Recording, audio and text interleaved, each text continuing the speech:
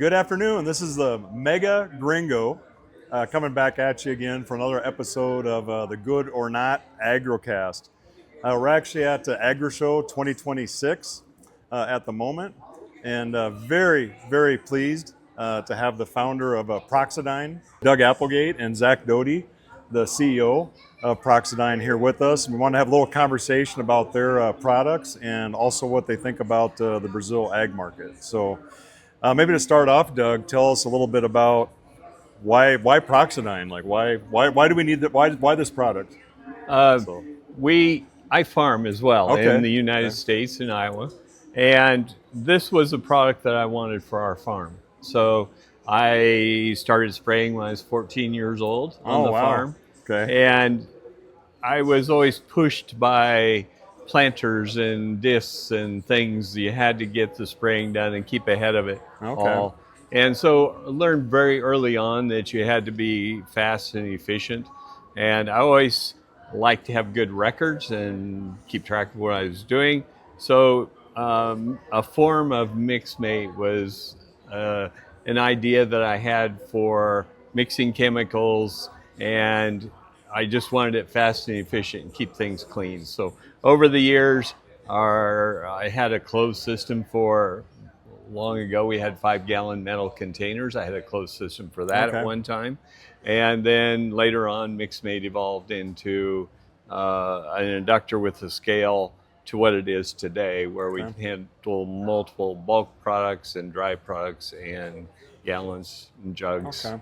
So as a farmer, you saw this. So what's how did I say it? How did it make your life, and then of course the life of other farmers, more simple in terms of spraying? Yes. So the system does the math for you.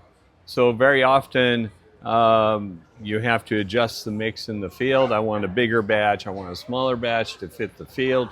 And you can just enter in the area you want or how big a batch, and it does all the math. So it eliminates that potential for some math problems in the field. It also makes it much quicker. So you're not writing on the piece of paper and scratching out. Just simplifies that portion. And safety is a huge deal as well. So we wanted, I have a son that is doing spraying now. I don't want him exposed to the chemicals perhaps as I was or my father was. One of my earliest memories of spraying was my father mixing atrazine powder in a 5-gallon bucket. He would put water in the bucket, pour the bag of atrazine in, and then stick his arm in and stir it up. We just don't do that these days. Now it's kind of funny, just even in the 80s with spraying, you'd hear about guys just stirring the tank in the sprayer with a big yardstick or something like that, a piece of wood. So with the efficiencies, like what's how could you simplify that, for a farmer to understand that? Like, is there a time element to it, or what's there is? So a couple of aspects of the time savings. You're going to see time savings in the field. Most farmers cut their mixing time in half. So it makes their sprayer more productive. Maybe they don't need a bigger sprayer. And they see value when it comes time to trade the sprayer because every hour costs you money. Right. And then in the office, much simplified. So maybe saves multiple days in the office of reconciling what you purchased to what you actually use. So with mixed mate, customers see, I bought this much and I used that same amount. So Zack, coming from, maybe not coming directly from farming, like what was your first impression of Praxidyn, or what caught your eye and said, hey, you know what? I want to go work for this guy. Right. Well, for me, I got started in ag and grain handling and poured concrete, built grain bins, dealt with augers, things like that. Loved agriculture. There's amazing people in agriculture. That's one of the draws to ag for me. What's really amazing about the mixed mate is I came to help a friend farm, and I was his mixed mate, right?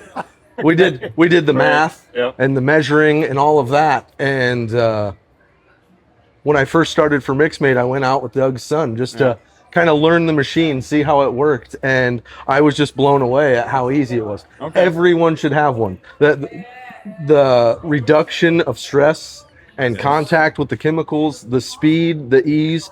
You know, it's one of those times of season where guys are usually on edge because it's high pressure, high speed, high pace, and MixMate just simplifies that. Sure. What did you tell that farmer after you ran the mix? I said he ought to go get one of those. I thought you said, what were you doing making me do all that work? Exactly. Why don't you have one of these? You should have one of these. No, it's always kind of interesting how technology makes things simpler. Yes. When I grew up, when you had to pull weeds by hand, Yes. go walk the field with the family, and then all of a sudden there was Roundup Ready. I'm like, how come they didn't have Roundup Ready when I was a kid? Yeah. But anyway, Right. so yeah, it's the same as having to mix chemicals. You Right. know, it's, there's the danger issue and time issue and all that stuff. Yes. So, so with the product then, so what are some of the things that differentiate it mainly from other mixing solutions? Sure. I think some of the things right off the bat with our machine that you'll notice is our ability to rinse and evacuate jugs or gallons, as they call them. We've learned that they call them in Brazil here differently than anyone else. Our inductors set us apart from a lot of the competition in the market. And then beyond that, our ability for precision and record keeping and speed further elevate that. You know, when it comes to handling bulk products, dry products, alike, we do it differently than anyone. Okay. Yeah, and I guess from what I've seen, there's definitely been a transition already in U.S. to bulks already. So as you look at the product for Brazil, do you see it being the same, or maybe it's going to be a little bit different, where there's maybe some things that just aren't needed, but going to still gain a huge benefit? One of the things that we've learned about Brazil is, you know, the market here desires to have a safe environment for their employees, their family members, the workers on these farms, and the powders that they're using. There's no way to avoid the contact, the dust, and that kind of thing with these powders. And one of the things I think MixMate will bring to the market is the ability to ask for or demand that the chemical be liquid, come in IBCs, no contact, closed system, safe, repeatable, accurate. I really think it's going to give the opportunity for the market to change. Right. Well, just Brazil with the climate, you know, there's not a winter that kills bugs, kills weeds. There's 2 crops, so the spraying I've just seen it so much more intensive, because they might spray each hectare, you know, 15 times over the course of the year, compared to maybe, I don't know, Doug, what is it, 3 to 4, somewhere around there? Pretty common. Yeah. So to me, the ROI has to be just exponential here in Brazil, at least in my mind. I totally agree. Time is money. Doug, what do you say the savings is all the time? When we save 10 minutes, it's 10 minutes will boost the productivity of your sprayer by 20%. Okay. Most of the sprayers we see here are smaller than the ones we have in the United States. It is more important to load a small sprayer fast. Okay. So that advantage magnifies with the equipment that we see here. Okay. So the system, they come like on a skid or a pallet, that type of thing. So like in a U.S., are they typically mounted somewhere? Like what % is mounted to go to the field and then maybe used in a mixing station, that sort of thing? Just curious. So doesn't have to be exact. I would say at one time, and the vast majority of machines were built to mix in the field. Remote. Okay. Remote, and I kind of think it's trending back the other direction a little bit. It really depends on the area, the operation, and the crop that guys have as to where the best advantage lies, whether that be a stationary system and send a pre-mix out to the field, or mixing in the field on the job and just delivering water. It really kind of depends on location and product. We see a total spectrum of that. Yes. So in some drier areas where farmers are scattered farther and they have to travel farther to the field to be sprayed, they will mix in the field. And oftentimes they may resupply with tankers. So they go through a lot of water and they just send tankers of water out. And maybe 2 or 3 sprayers operate off of one mixing system, and they'll move the mixing system and the sprayers move with them. So that is kind of one model that people will use. When we get into other parts of the country, then maybe they have a stationary plant and their ferry time from the stationary plant to the field and back is short enough that they don't have to be concerned about having the sprayer sit still while they're getting another load. Okay. So you see many variations in what people do, and we see everywhere where they've been mixing in the field and they want a stationary plant, or they got a stationary plant, now they want to mix in the field. So people change. Okay. And our system's flexible. You can do that with it. So it can be moved from stationary to mobile or vice versa. And as people grow, they can add on at any time, so to cover their needs. So like this week at AgriShow, you talked a lot of farmers and companies that make tender trailers and all these things. Where is it at in Brazil now? Are they mixing batches and taking those batches to the field? Or are they doing a lot of it in the field, or it's half and half? I don't even. I'm just curious. I think all of the above. I would say it's all of the above. Really? There's a vast array of how they're solving the problem in Brazil. One thing we learned is Brazil is a huge country. Much like the United States, you don't have to go very far, and farming can change dramatically. And so I think they're solving a multitude of issues several different ways in Brazil. Okay. There was one method that I didn't mention, and we first saw this in Russia and Ukraine where theft was a problem. Yes. Yeah. So they would make a stationary plant and make a concentrated batch.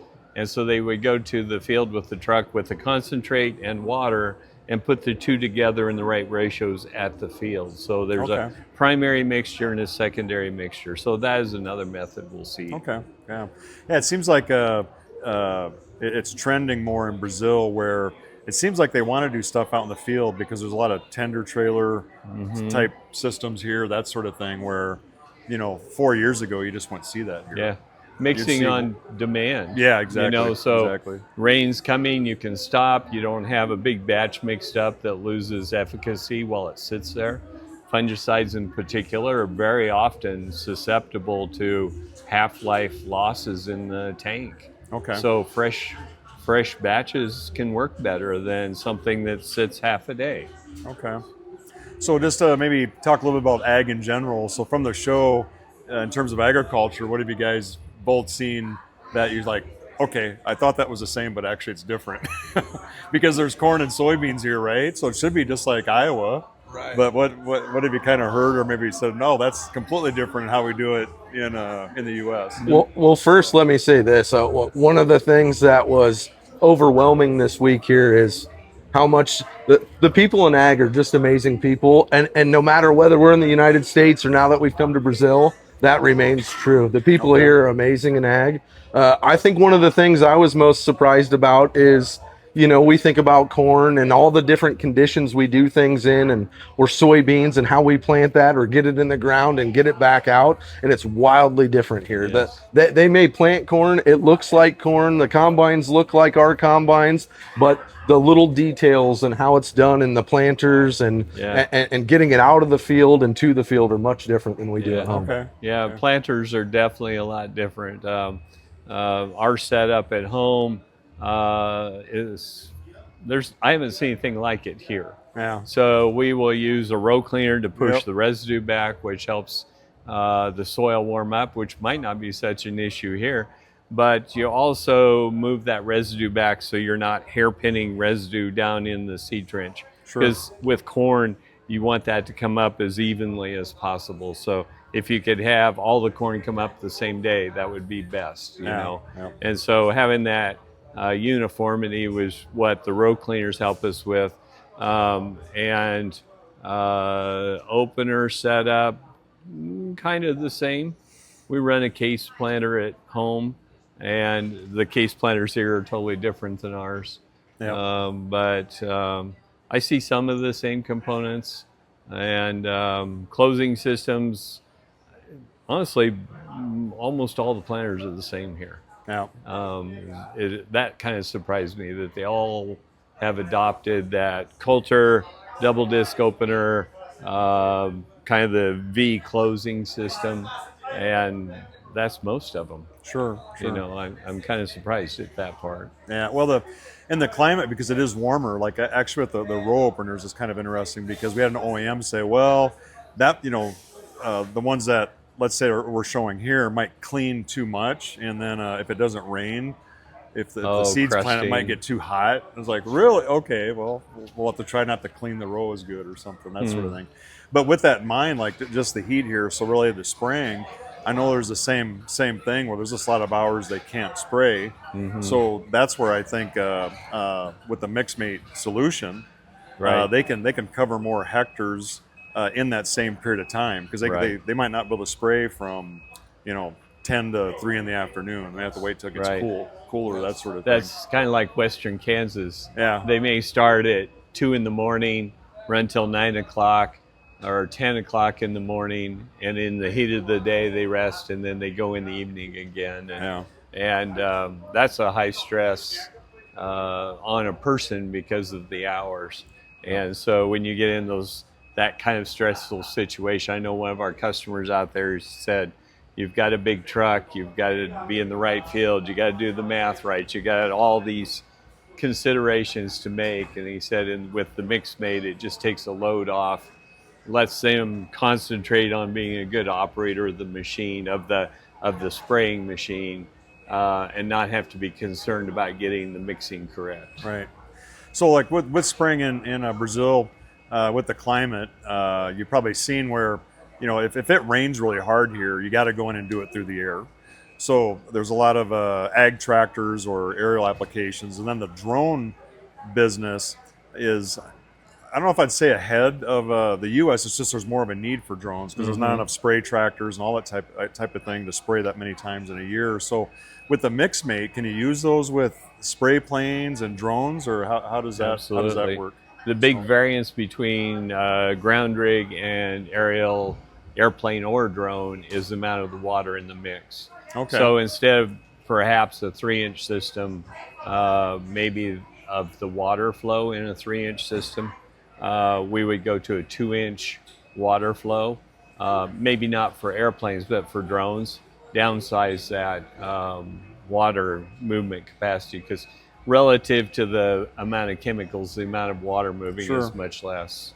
Yeah, drones, it's just amazing the difference, what I've seen here compared to if I go to a show in the U.S. So there's going to be more drones. I just don't think there'll be the need, because there's not a capacity issue as far as spraying in the U.S. so much as there is here, just in terms of amount of times and all that. Well, there's crop damage as well. So we live in an area with hills, and we don't use a ground sprayer once the crops are, you know, still small. After that, we use drone. Okay. And so typically we'll be out doing fungicide and micronutrients and possibly biologicals.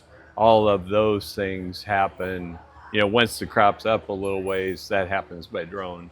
Right. Well, that's good stuff as far as the product and then the differences in farming. So we got to talk a little bit just about Brazil. It's both your first time here? Yes. All right, so you know, you can't just say what the good things are, but name something that was good and something you thought that was kind of crazy about Brazil. Oh, that's right away. I can say the crazy is if you think traffic is different in big cities in the United States, you've seen nothing until you come to a big city in Brazil. We landed in Sao Paulo, and the amount of people, the amount of traffic, different driving style. That's something I wouldn't necessarily say it's bad. It's just it's different. And it's kind of weird, because with that, I'm surprised at how much no one honks here. Yeah. No, seriously. Like you go to a big city like New York, you know, it's the taxis. Everybody's honking when you can't go anywhere anyway. The only people that honk here are the ones on the motorcycles splitting lanes, flying through everybody. I think one of my favorite parts is what an amazing culture with amazing people, and the food's delicious. Yes, picanha is good. Okay, is that your favorite? So the barbecues. Yes, all the meats. There's so much different meat. Flavors. It's wonderful. Yep. Yes. Yeah, the crazy thing about, you mentioned the traffic totally, and the other thing that's very obviously different when you go to a farm show, all big pickups in the United States, and here is cars and small pickups. Yes. So the big pickup here is like an S10. Yep. You won't even see something that small in the United States. We drive full-size pickups, and Yes. we pull trailers with them and haul things with them, and I think we just like big pickups. Yeah. That's great. No, guys, I really appreciate you participating in the show this year. I know Doug and I have known each other one way or the other for probably 20 years, I guess. Yes. That sort of thing. So we've always talked. When we knew each other first, Praxidyn wasn't even a thing yet. No, no, we And were all of a sudden I talking started seeing him about at farm shows, like, I think I know that guy. Right. Yeah. So we started seeing each other every year at shows. So, Yeah, so I think first thing we talked about was an auto steering system Yep. that you had from Australia, and we were wanting to get into the auto steer on our farm, and at that time it would only do straight lines, and we live in the hills with curves, and it was just, we couldn't wait for something that could do even more, Right. and so we've always been an early adopter. So a fun little story. In 2003, there was a group of large farmers, businessmen from Brazil that ConAgra sponsored, which Okay. ConAgra is out of Omaha, which is right next to us. And that group of farmers wanted to see how American farmers use technology and GPS. And since we were early adopters, we were contacted. And so Okay. this group came around and stopped at our farm and sat at our table, and we shared a meal and conversation. And I look forward to meeting some of those people again someday. Sure. So I know we had an invite to come to a farm, and the farmer said, "I will send my plane to pick you up." And so I hope we get the opportunity to meet some of them again. Sure. So, Yeah, if you have the contacts, I'm sure. They'll welcome you. yes, with open yes, arms. So. yeah.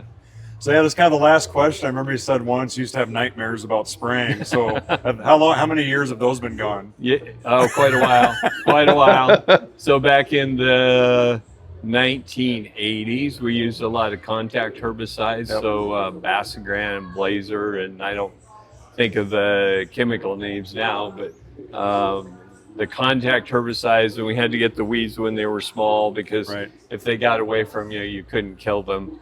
And I had this weed nightmare every year because I dreamed that the weeds were getting big and I couldn't get the spraying done on time. And so there's always been that push, but I don't get that nightmare anymore. Good. Well, that's good to know, because I'm sure there's probably Brazilians that have the same nightmares. Oh, I'm sure. when they go into I'm spraying, sure. that sort of thing. So, but no, Doug, thanks a lot. You actually got a great leader here as well. Yes. It's great Thank to get you. to know you, Zach. Thank you. So you've been a Likewise. great help getting your products down here, that sort of thing, and definitely wish you guys much success. Appreciate down it. here. So, Couldn't have done it without you. Appreciate Thanks, it. Jeff. thanks, Zach. All right. Thank you. See you next time. Ciao. Ciao.